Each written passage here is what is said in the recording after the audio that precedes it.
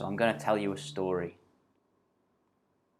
and I'm hoping that this might help you to build a connection with the one within you who's really scared. And I'm hoping that this story might help you to bring that fearful one home within your own heart, so that that one feels safe again, and so that you feel safe again. So just listen, just enjoy the story. You don't have to try and get anything out of it. Just listen like you're a kid listening to their primary school teacher tell them a story. So there's this old village 1,500 years ago. There's this old, ancient village in the middle of this valley. And there's houses with straw roofs, and big old stones make up these houses. And it's a really happy village with people farming and going about their day to day in relative peace.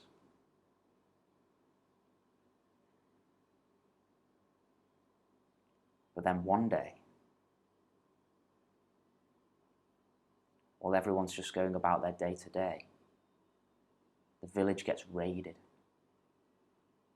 Horrible men on horses charge into the village and start setting the straw roofs of these houses on fire, killing people, knocking people down with their horses. The whole village is terrified. Everyone's running around trying to hide.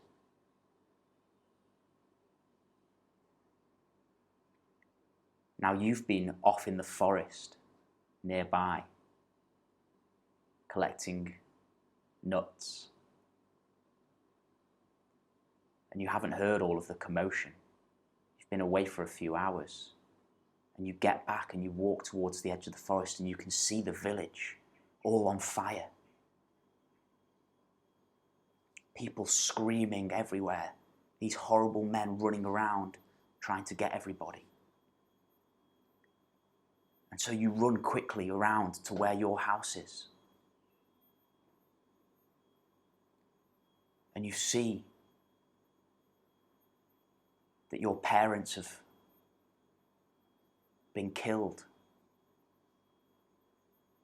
Yet your little brother or your little sister, whichever way you want to think about it,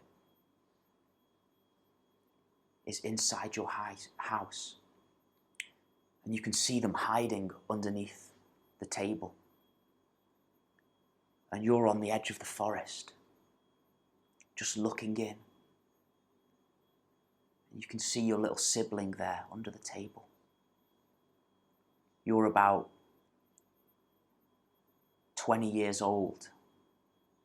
And you're strong and brave. And your little sibling is only 6 or 7 years old. And they're hiding so scared under the table. And you creep closer to the house, still in the woods, but you can see your house just there.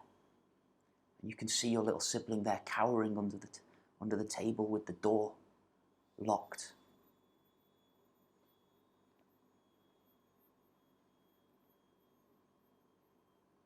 Now you come closer to the window,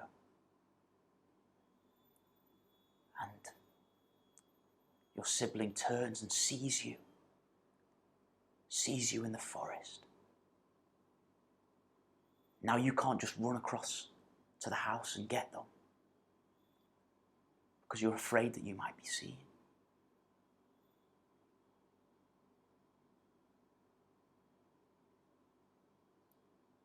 But You whistle, you get the attention of your sibling. And they see you, tears within their eyes. And you just call out, come to me, come to me. Come here.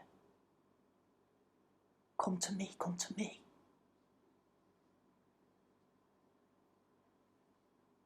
Now they see you and they see the bravery within your heart. They see the love within your eyes. And they run and jump out of the window and run across quickly and get to you, and you pick up your sibling, grab them within your arms and run back into the forest.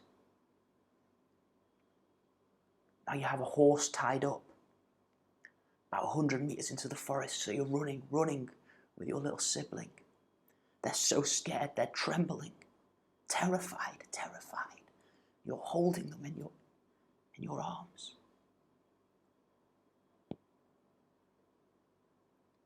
Finally, you get to the horse, you jump onto the horse, put your sibling behind your back, and you just start charging away.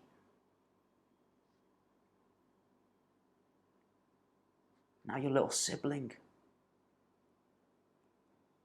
is still absolutely terrified, and they have their arms wrapped around your waist as you're riding away, and you can feel their heart beating so fast. And the only thing you're thinking of is, I need to save my little sibling. I need to let them know that they are safe. Bravery comes up within you. And you grab them and pull them around and hold them in front of you now. So you're riding the horse while you're holding them. And they're in your arms shaking. So scared that they can't even cry. And you're just galloping away.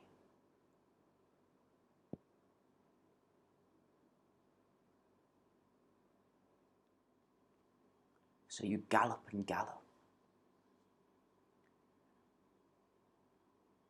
All through the night, all through the next day.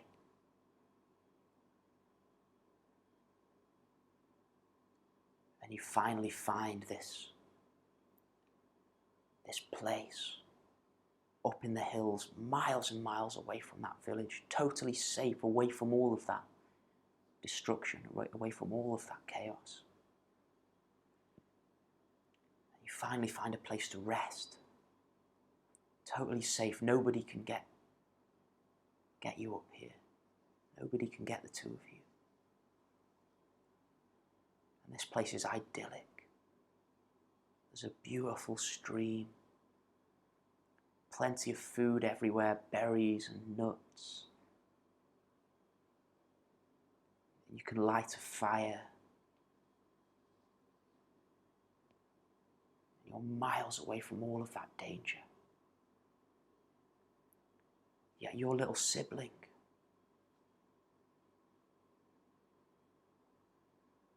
is still crying, is terrified. So you pick them up and you just hold them within your arms. You're so brave. You hold that little child within your arms. And you just say, it's okay, it's all going to be okay. While they're still traumatized, trembling, you let them know it's going to be okay. Now for the first week, they're just trembling, they're just scared, and you just keep holding them. You keep telling them it's okay, it's okay. And after about a week of you holding them like this, you just being there fully for that child, they start crying and crying and crying within your arms. And you cry with them, and you hold them with love, as all of the pain starts emptying out of them.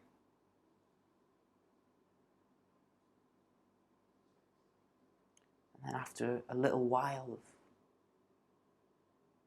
this child crying and grieving,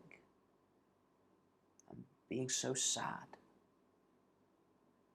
the child starts to feel a little bit more like their old selves again. And one day this child smiles for the first time and laughs.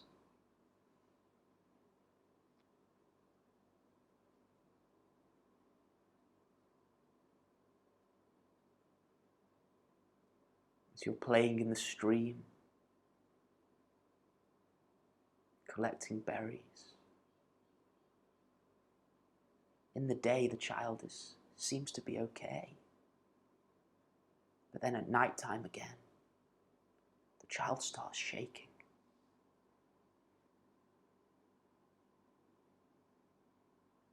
Crying, they need you, they need you.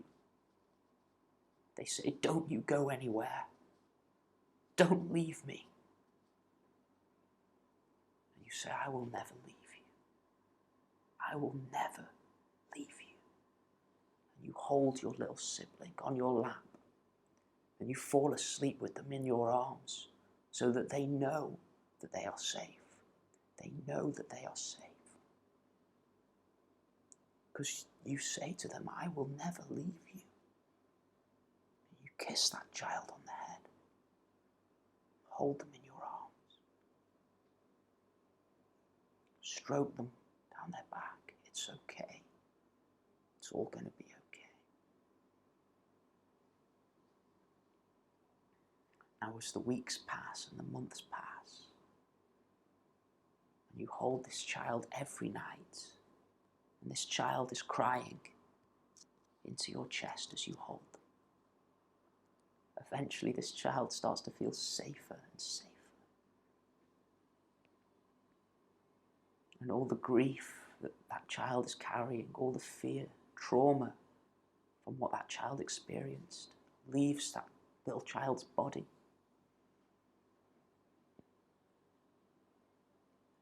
Until that child feels so safe and so free that they are off exploring the forest on their own.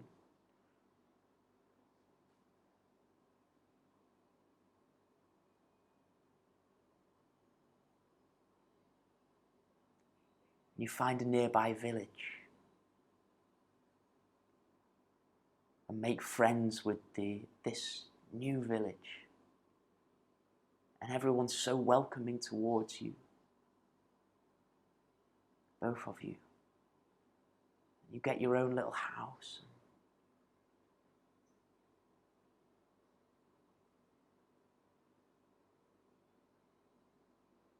And you feel so safe there.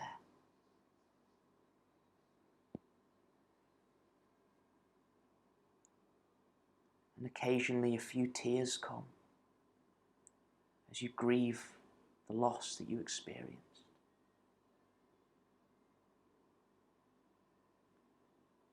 And occasionally you talk with your sibling about the old village and how lovely it was, and how amazing your parents were and everybody there.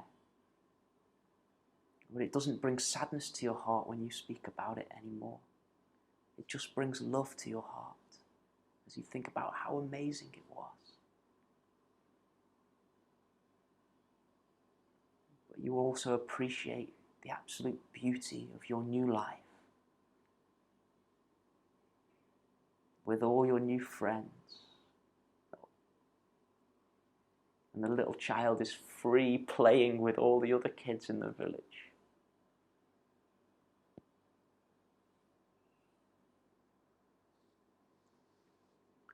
Now, what a journey those two went on. What a journey the two of you have been on. Such devastation. A period of deep solitude and deep healing. For you then to come back into such a heavenly place, such a joyful, lovely life.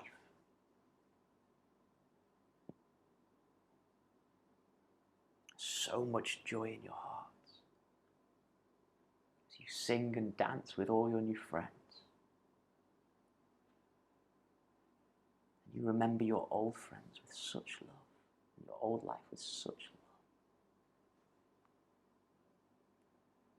And the occasional tear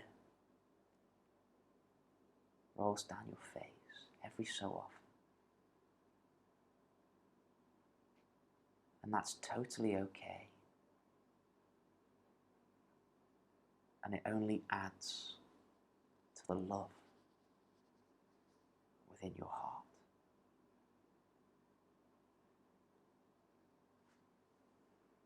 Thank you.